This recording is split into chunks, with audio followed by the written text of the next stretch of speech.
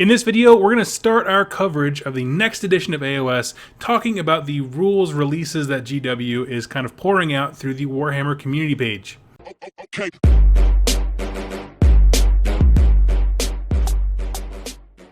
Welcome, Wargamers. My name is Doug with 2+ Stuff, and as I mentioned, we're going to be going through kind of the rules teasers, I guess you would call them, not really spoilers, as we moved from AOS First Edition to the second one. It's not really called that, they just call it AOS in their minds, but for us, it's a big change potentially coming up. So we're going to discuss the first batch of teasers and things like that that came out, starting with a very important thing, and that is rules priority.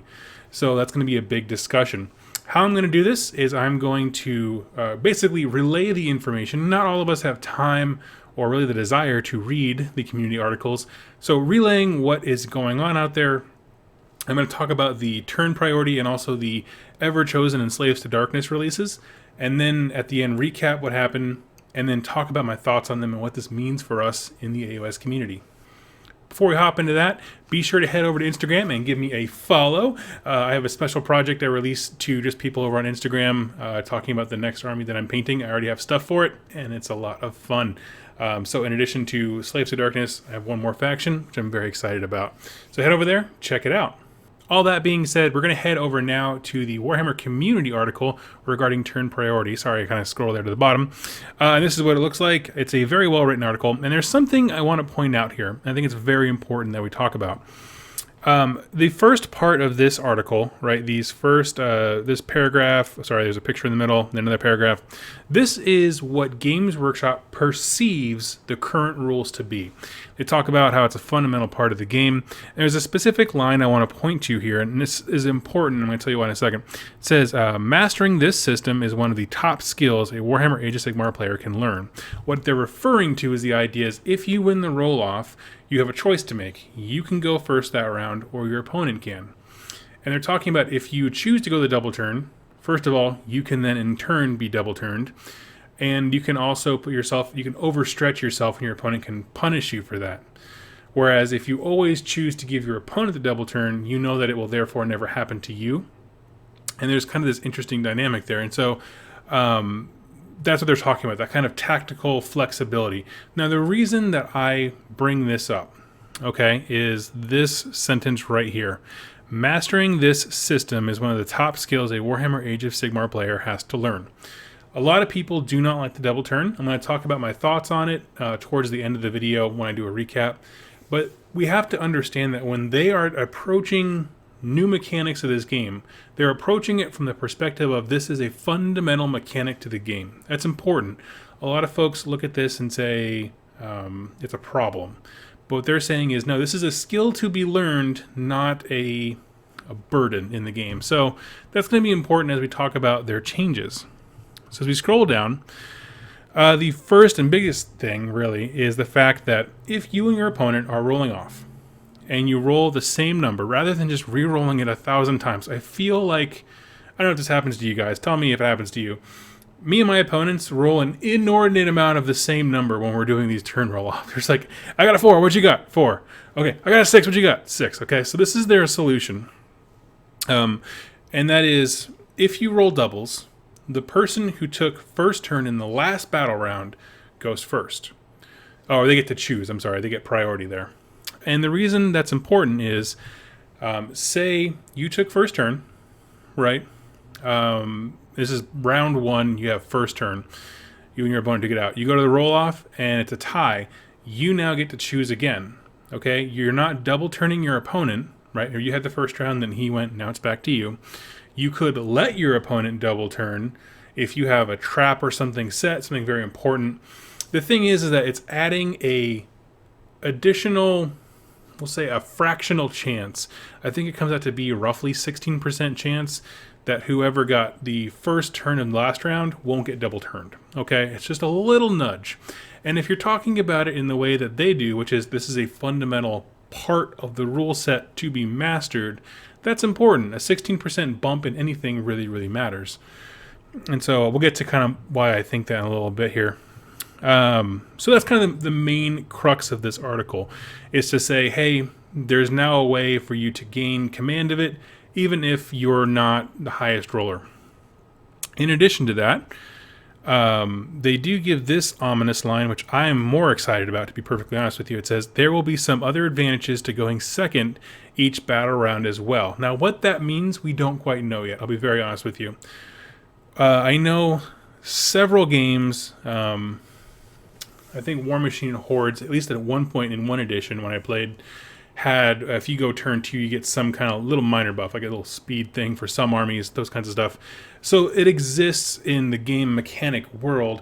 What it's going to look like here, I can't say. But the fact that they are, let me pull back here, the fact that they're thinking about this in action and reactionary ways adds a lot of depth to the game. So if they were to say, and this is me pulling this out of the air, if you choose to go first, obviously you get to go. If whoever goes second gets, I don't know, +1 to movement, or they can reroll 1 wound or whatever, I don't know, something ridiculous and random. But I mean, the fact of the matter is, you now have a decision to make. It's less than what I see happening, which is whoever wins the roll-off tends to just take it. I want there to be some consequence to not taking that, and so that'll kind of play into my recap here at the end. Going back to the article, they do also mention, remember those awesome persistent spells we know on their way? They will interact with the turn sequence in an interesting way too, which we'll learn about in a future article. So those weird spell things that we saw, I think I described them in my recap video as being like the winds of magic, and they do look like each wind of magic, except for this one, which I can't figure out. But they actually aren't, and several people have commented this, and I've definitely changed my opinion. I've come to the conclusion it's more like a Balewind Vortex, where it's a spell that summons a model, right? It's just not a terrain piece, necessarily. I don't know how they're going to work, but you know what I mean? Where it's more interactive, I would say. And so that is a very, very exciting. What that means in terms of, you know, when you combine something else affecting turn order or turn priority with this die roll mechanic, I think we're going to see some interesting things. And so I do have thoughts on this, and also the die roll thing, which we'll get to. And that really is, the article ends by saying, look forward to an article on Everchosen and Slaves to Darkness, which will come out in a little bit. So, as you can imagine, I am a Slaves to Darkness player. I love my army. I sat there refreshing the page for about 2 hours, and came to this. So now we're on the second article, if you're keeping up with the news cycle here that I'm talking about. And basically, they do the same format, which is they spend the first, I'll just slow scroll here, first mass section of this talking about what they envision the army to be right now, which is Everchosen, which is Varangard and Archaon mostly. And then there's like a, what's he called? The Gaunt Summoner as well. They envision them leading a allied force of Slaves to Darkness. Basically 1,600 points, which is not a lot of models, of Everchosen with some Slaves to Darkness allies. Now I paused here, and I really hope what they're going to say is, it's totally different, and we've included Slaves to Darkness in Everchosen now, so it's one faction, which would make my heart explode with joy. But they did not do that. As we go back down, they talk about some cool things that they can do, basically highlighting the fact that they're flexible. They have been shouting this and preaching it for a long time. The fact that they can take Chaos Marks and have a number of ways to play the army. Just to kind of double down on their point here, I'll transfer back to me. They can go all 4 of the Chaos Gods, they can go Slaves to Darkness, and they can go Grand Alliance Chaos. So you get, yeah, this is like total of 6 armies. I'm trying to think of anything more that you can do. Apart from allies, that's pretty much it. But yeah, so you have a lot of versatility, and that's really what they're highlighting in this article. They're cool, they're big, they're bad. They get one of the players, a gentleman named Martin, who plays Slaves to Darkness, and he does a great job of, you know, if you were new and you weren't sure what the army was about, he kind of introduces you. They pick out some top tips of like, hey, knights are good in mass, I will say. 5 knights are sad pandas. 20 knights is a wrecking ball. Demon princes are always good no matter what mark you give them. And chosen, debatable, but that's just my opinion. And so they do some great things of like, hey, it's more of a hobby intro army. This is the kind of thing I would have expected to see when they launched AOS the first time. He suggests getting your hero stuck in combat. I'm dubious of that because we have a lot of 5-up saves. But here's the section I was really excited about. Slaves to Darkness, and Everchosen in the new edition. And really the things to highlight here is they say we're not going to be disappointed. They highlight the fact that in Everchosen, they specifically say Everchosen, so it's Archaon, Gaunt Summoners, and Varangard. There's now going to be a War Scroll battalion that allows Archaon to... I'm going to read it verbatim. We're going to discuss it here. Made up of Archaon, a Gaunt Summoner, and a unit of Varangard, all great units in their own right. This formation means that a turn priority is always 50-50 rather than providing either player with an advantage, as well as letting you know if you're going to get a double turn or not. So that has some mechanic that breaks the turn order thing, so now it's a 50-50 no matter what. Depending, again, we only see a small sliver of things, but this could actually be dramatic if there are other factions that can really game the turn priority thing, right? If there are people who can make it so it's like an 80% chance that they get the priority, and then he comes in and says, nope, 50-50 no matter what, like the great equalizer, that could be a cool thing. Again, we only see a sliver right now. They also mention that there's going to be a points reduction for Archaon, Varangard, and the Chaos War Shrine, which I did not see coming because he's very reasonably priced, I think, for the amount of wounds and just beef that he has. So that's pretty much it. This article is very brief when it comes to actual content, I'll be honest with you. So I'm going to back out. I'll leave it on here in this nice picture of the realms, which everyone should always look at, and come back to me. So talking about my thoughts, let me pull up my notes here. So I'll start off with my thoughts on the double turn. I personally like it. I will also mention that having listened to several podcasts that have dealt with the topic, and I'm not talking about just talking about it, I mean like Alex from Garage Hammer, who's the co-host with Dave Witek. He runs a major tournament, I believe it's Adepticon, I'm not quite sure. He runs one of the largest AOS events in the US at a convention. And he went and asked tournament forerunners, the people who win the most epic competitive games, what do you think about the turn priority thing? And all of them either like it or are neutral to it. And so the people that I see complaining the most are the people who don't treat it the way Games Workshop intended. I'm going to go back to that because this is important and I want to harp on it. Right there, mastering this system. It is a system. It's one of the top skills Warhammer. So the problem that I see, the complaints that I see often arise from people not planning for the possibility of it happening, and then when they get it, immediately taking it without thinking of the fact that if they let their opponent go now, they can put themselves in a better position for next turn. I get it, the tension, the struggle. The problem is it's much more of an abstract strategy and game system in terms of how you can maximize the benefits of it than, say, a reroll 1 to hit or a +1 to hit, right? Like, those are things that are very tangible. But when you're talking about turn order, unless you really know your opponent's army, you can't maximize it. And so I get it. I do. So I'm going to say that I like it.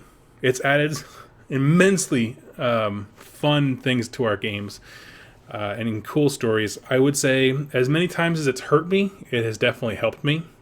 And so if I'm mature enough to look at my personal experience, again, it's just personal, I have to say it's a wash. And it just adds a lot of excitement without costing a lot in terms of gameplay. Now, moving into the article and the changes, I'm all for them. The idea that the player from whoever took the first turn last round gets to choose on a tie.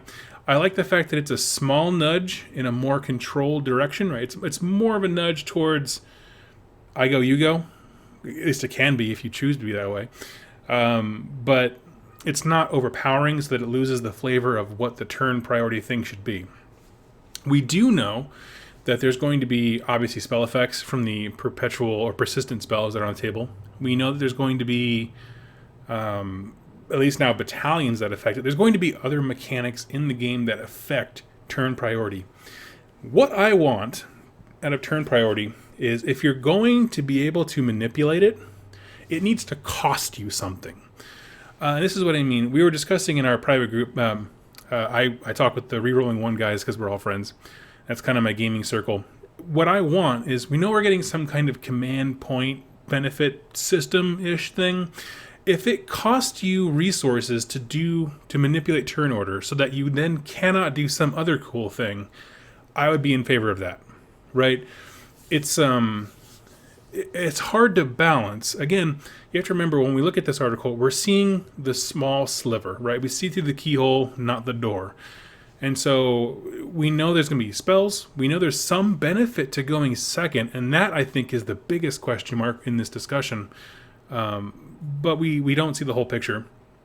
From what we do see, I'm very excited, because what it says is we saw this thing, right? Their term was mastering this system. Okay, so you're looking at this as a game system that you've now dove into head first.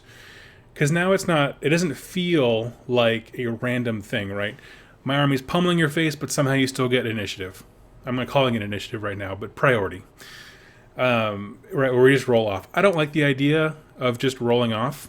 I like random turn order, but I want there to be something else there. And this is what it looks like they're doing, which is there's going to be spell effects, battalions, probably unit entries, because I know, like, the Vampire Coven thing, they have an ability that, like, if the roll-off is a tie, they get priority, so that might change. I'm very excited to see how this affects things. It seems like they're adding resources and, like, a resource mechanic and spell effects, all these things to turn order to really flesh it out and make it a real game mechanic rather than, hey, just roll off. And I think that's exciting, and I think there's a lot of potential there.